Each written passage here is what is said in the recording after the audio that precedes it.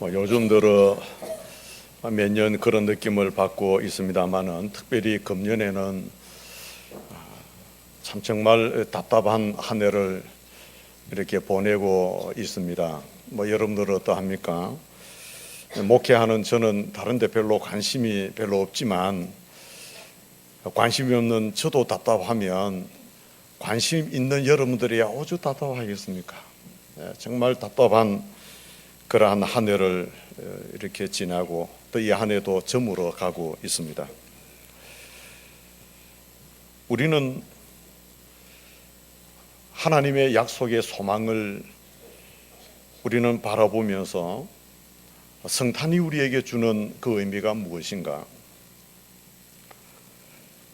성탄은 매년 이제 마지막 주간 또 전주간 이렇게 마지막 무렵에 성탄 절기가 있습니다. 아마 여기는 하나님의 섭리가 있는 것으로 그렇게 생각을 하는데, 성탄의 예수 그리스도의 성탄의 의미를 마음에 담고 새해를 시작하게 하시는 그런 하나님의 의도, 참 하나님께서 우리에게 원하시는 바의 새로운 해를 성탄을 통해서 우리는 맞이하도록 하시기 위해서 성탄의 그러한 절기를 해의 마지막 부분에 두셨지 않겠느냐, 그렇게 생각을 합니다. 예수님의 탄생은 세 가지 의미에서 아마 의미가 있을 것입니다. 그 첫째는 말씀 예언의 성취입니다. 수많은 예언자들이 구약시대에 목숨을 걸고 하나님의 말씀을 예언했습니다. 그 예언의 말씀이 예수 그리스도를 통해서 성취되어진 것입니다. 이것이 예수님의 탄생입니다. 또한 하나님의 구원 역사의 시작이었습니다.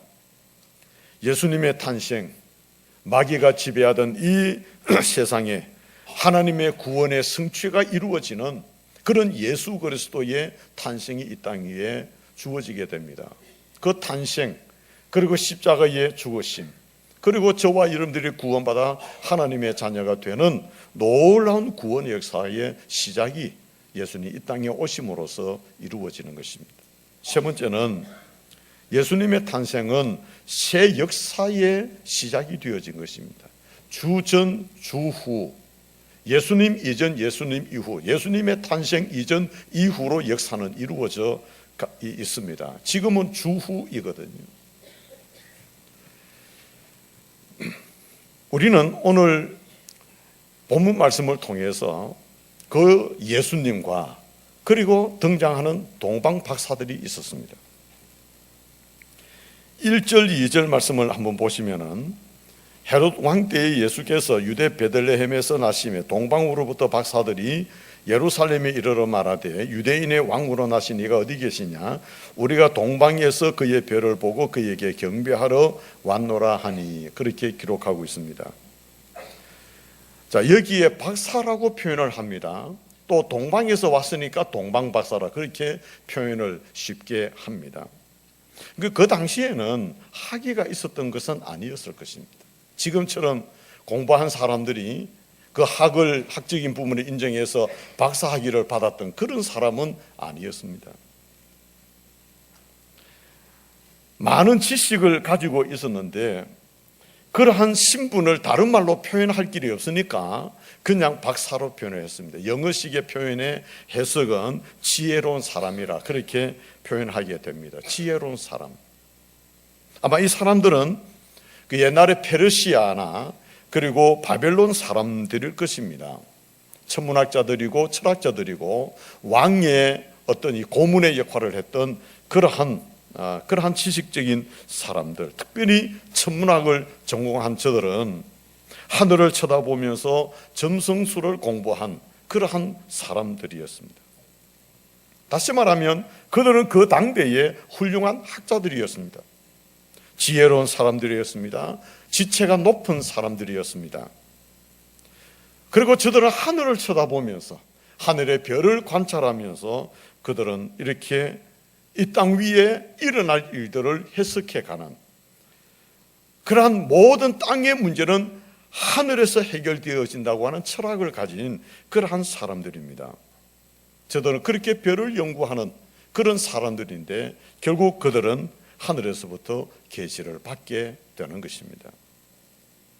현대 천문학에서도 하늘의 세계를 쳐다보고 그 무궁무진한 신비를 깨닫는 사람치고 하나님을 안 믿는 사람이 없다라고 말합니다.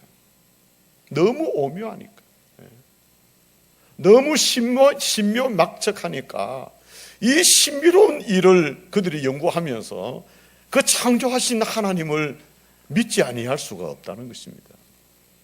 그럼 생각해 보십시오. 땅의 일을 생각하고 땅의 것을 바라보고 작은 일을 바라보고 그저 나 자신만을 위해서 살아가고 그저 세속적인 일에 그렇게 매여서 살아가고, 그래서 세상에 끌려가는 그런 인생들.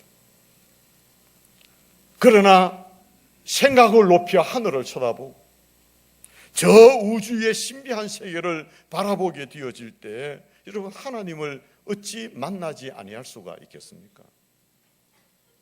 그것은 예나 지금이나 마찬가지일 것입니다. 저는 이 말씀을 묵상하면서 이런 생각을 해보았습니다.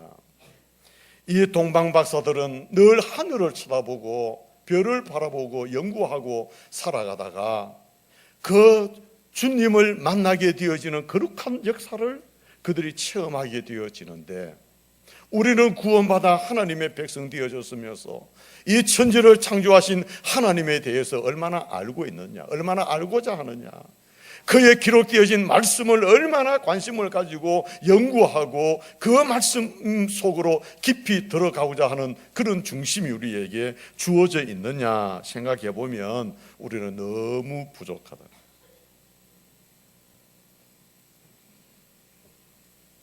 동방박사들의 이 노력은 오늘도 우리에게 있어야 합니다. 그래야 진실로 주님을 만나게 됩니다. 진실로 그 주님을 고백할 수 있습니다. 진실로 그 주님 앞에 우리의 삶을 이루어 갈 수 있게 되는 것입니다.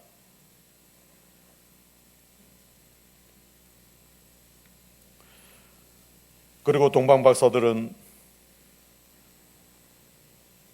하늘의 신비에 심취되어서 그 별을 식별하는 영감을 얻게 되어지고, 본문 말씀에서 기록되어진 대로 예루살렘을 향하여 나아가게 되어집니다. 여러분들 한번 생각해 보십시오.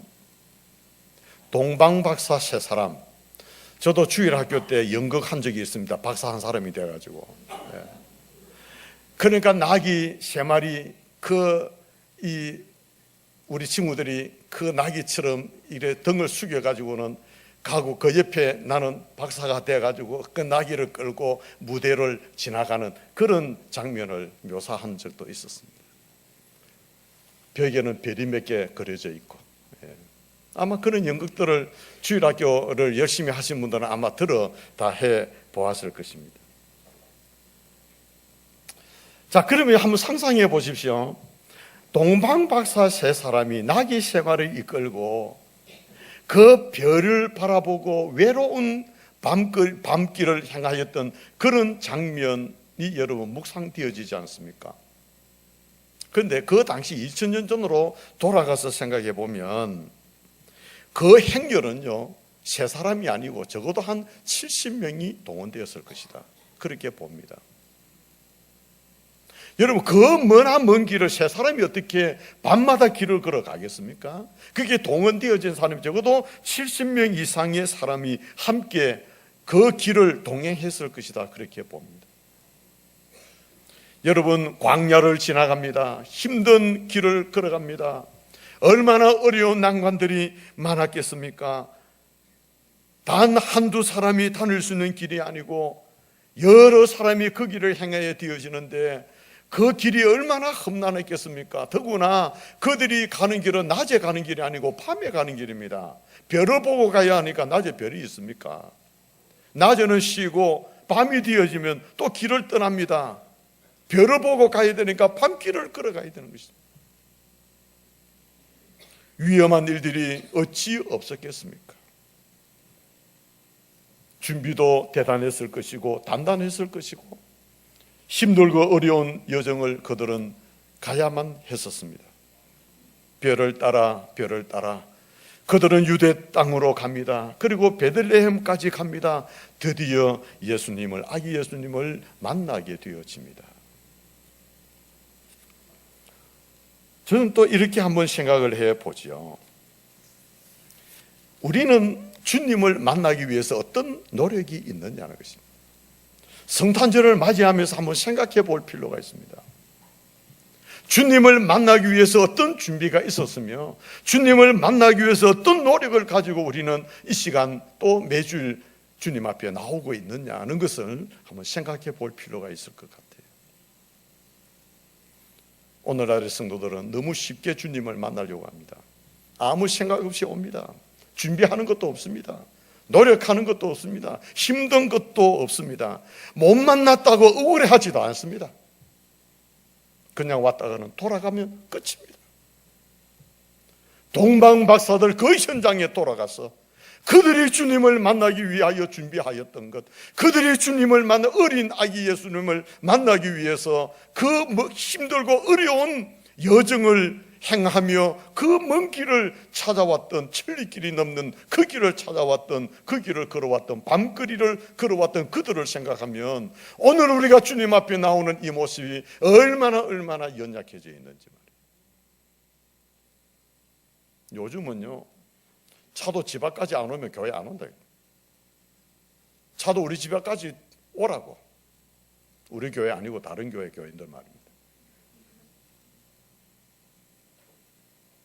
좀 멀면 멀다고 안 오고, 불편하면 불편하다고 안 오고, 차가 안 온다고 안 오고, 차가 그냥 지나가 버렸다고 마음 상하고, 주님 앞에 나오는 그 여정들이 조금 힘들면 그냥 포기해버리고 마음 상해버리고 힘든 여정이 없는 거예요. 너무 편하게, 너무 안일하게 나와서 주님을 만나.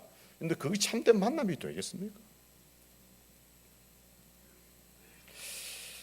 참 어떤 데는 이 차를 없애야 되는데, 교회 차를 없애야 되는데, 주일 되면 멀든지 가깝든지 걸어서 한번 교회 와보면 얼마나 좋을까.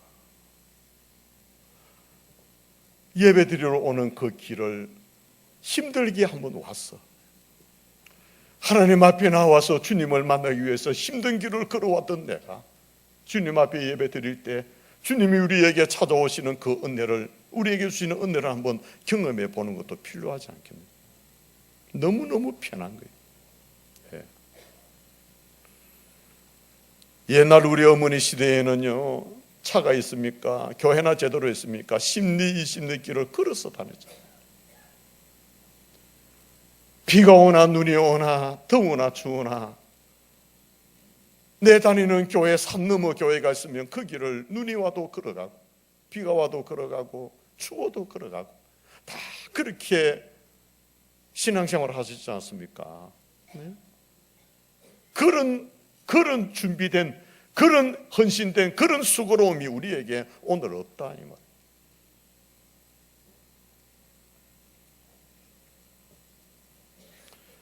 성탄절을 맞이하면서 우리의 자신들을 다시 한 번 더 새롭게 마음을 가다듬는 것이 필요할 것입니다.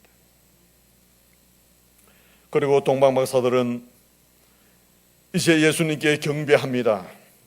그리고 준비한 예물을 드리게 됩니다. 황금과 유향과 몰약을 준비해서 드립니다. 이건 상징적인 의미와 예표적인 의미가 있겠죠. 황금이라고 하는 것은 왕에게 드리는 예물이라고 표현합니다. 무엇입니까? 예수님이 왕이시다는 표현이 되는 것이죠. 유향은 제사 드릴 때 쓰이는 재료입니다. 제사장에게 바치는 것입니다. 당신은 우리의 영원한 제사장이십니다는 의미가 되겠죠.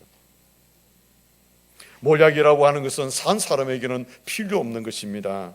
사람이 죽었을 때 그 죽은 사람의 시체에 바르는 것이 몰약입니다. 시카고 박물관에 제가 공부할 때 거기에 시간이 돼서 한번 가본 적이 있습니다. 3,000년 된 미라가 있었습니다. 죽은 사람의 몸에 모약을 바르고 그 위에 천을 또 이렇게 입히고 또 모약을 바르고 또 천을 입히고 그렇게 해서 미라를 만드는 거예요. 3,000년이 지났는데도 그대로 보존되고 있는 것입니다. 몰약이라고 하는 바로 그런 것입니다. 자, 그러면 동방박사들이 아기 예수님을 만나기 위해서 그런 수고로움을 마다하지 아니하고 왔습니다. 빈손으로 온 것이 아니고 예물을 준비하여 그들이 왔다는 말입니다. 예물에 대한 상징적인 의미가 있겠지만은 그 상징적인 의미가 어떠한지 그것도 중요하지만, 그러나 그 예물을 준비했다는 그 마음 자체가 저는 너무나도 귀하다고 생각합니다. 그들이 예물을 준비하는 마음대로 한번 생각해 보십시오. 아기 예수님을 만나게 되어질 때 그 예수님에게 왜 황금을 준비해야 되느냐? 왜 유향을 준비해야 되느냐? 왜 몰약을 준비해야 되느냐? 그들은 의미 있는 예물을 정성껏 준비해서 아기 예수님을 만나서 드리기 위해서 그 예물을 준비한 것을 한번 생각해 보십시오.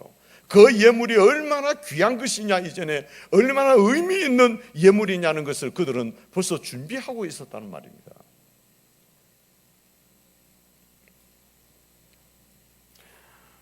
여러분들이 교회 절기나 또 이렇게 예물 드리실 때 어떤 마음으로 드리시는지 모르지만,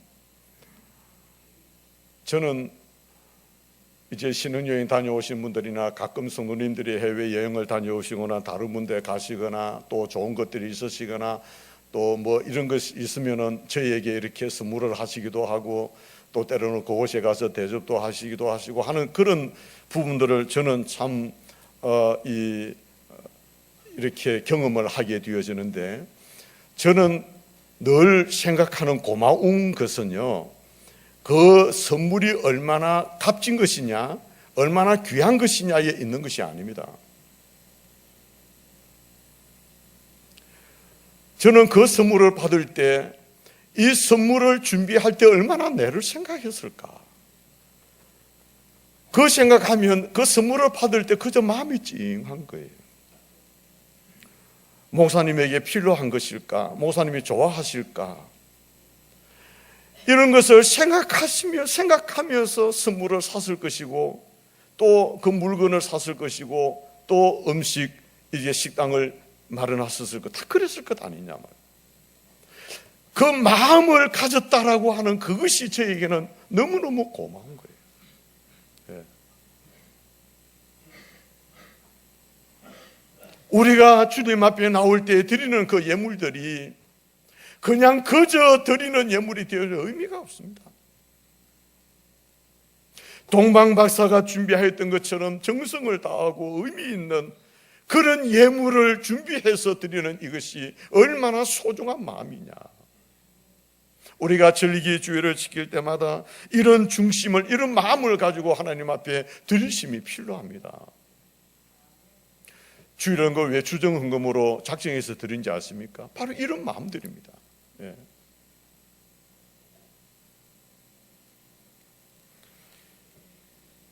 말라기 1장 8절은 이렇게 우리에게 교훈하시고 계십니다. 만군의 여호와가 이르노라, 너희가 눈먼 희생 제물을 바치는 것이 어찌 악하지 아니하며 저는 그 병든 것을 드리는 것이 어찌 악하지 아니하냐.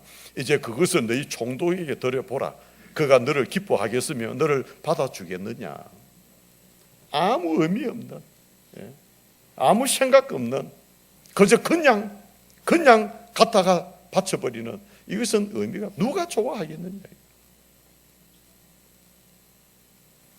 웃으면서 하는 얘기입니다만은, 웃으면서 하는 얘기입니다. 주일 헌금을 그냥 이렇게 우리처럼 작정해서 드리지 아니하는 교회에 어떤 성도님이 주일 헌금 드리는 시간인데 미처 이렇게 호주머니 속에 이렇게 이 지폐가 있는데, 호주머니 속에 있는 지폐를 끄집어내 가지고 이거 이렇게 고를 수도 없고, 손에 또 눈이 붙어 있는 것도 아니고, 그래가 호주머니에 손을 넣어가지고 이게 지금 고르는 거예요. 지금 이 5만 원, 이게 5만 원짜리가, 이게 만 원짜리가, 이게 5천 원짜리, 이게 1천 원짜리인가? 이 손으로 지금 고르는 거예요. 고르는 거예요. 예. 뭘 고르겠습니까? 가능하면 1천 원짜리. 예. 고백입니다. 고백.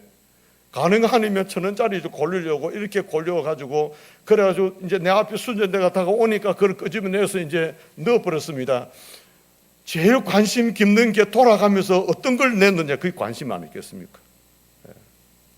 근데 보니까 5만 원짜리 내버렸어. 그러면 기분이 좋겠습니까? 마음 상하겠습니까? 100% 마음 상할 거예요. 여러분, 그것은 옳은 예물이 아니잖아요.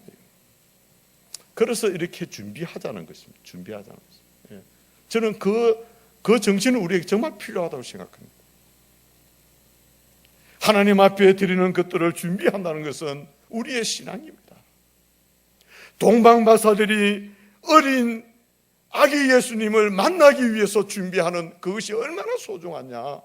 오늘 그 현장에 우리도 돌아가서 하나님 앞에 드리는 예물을 그런 자세를 가지고 준비하는 것이 우리에게 필요하지 않느냐는 교훈을 성탄절을 맞이하면서 우리가 받아야 할 것입니다. 동방박사들은 주님을 만나는 연구가 있었고 주님을 찾아가는 노력이 있었고 주님을 만났을 때에 드리는 예물을 준비했던 저들의 모습을 우리가 보면서 우리가 성탄의 그날로 우리가 한번 다시 돌아가서 정말 하나님이 우리를 위하여 사건을 베풀어 주셨던 이 놀라운 예수 그리스도의 탄생의 그 사건, 그 예수 그리스도 탄생의 그 현장에 이 동방박사들이 경배하였던 것처럼 오늘 또 그 주님을 경배하는 자로 우리의 마음을 가다듬고 성탄절을 준비하는 것이 필요할 것입니다. 경배라고 하는 게 무엇입니까? 발에 입을 맞춘다는 뜻입니다. 예수님께 완전히 항복한다는 의미가 있습니다. 헌신을 다짐하고 그를 높이고 나는 낮추고 그 주님을 마음껏 찬양하고 그 주님 앞에 헌신하며 나의 생명을 들여 예배하는 것이 경배입니다. 그런 자로 우리의 신앙의 모습을 다시 한 번 더 가다듬고 나아가는 성탄절이 되어야 할 것입니다. 사랑하는 성도 여러분, 하늘의 영광과 땅의 평화가 성탄을 맞이하는 우리 모든 성도들에게 함께 하시기를 바라면서 아기 예수님을 만나는 동방박사의 아름다운 그러한 모습을 우리의 성탄의 현장으로 삼아서 성탄을 의미 있는 그러한 절기로 맞이하고 보내는 저와 여러분들이 되시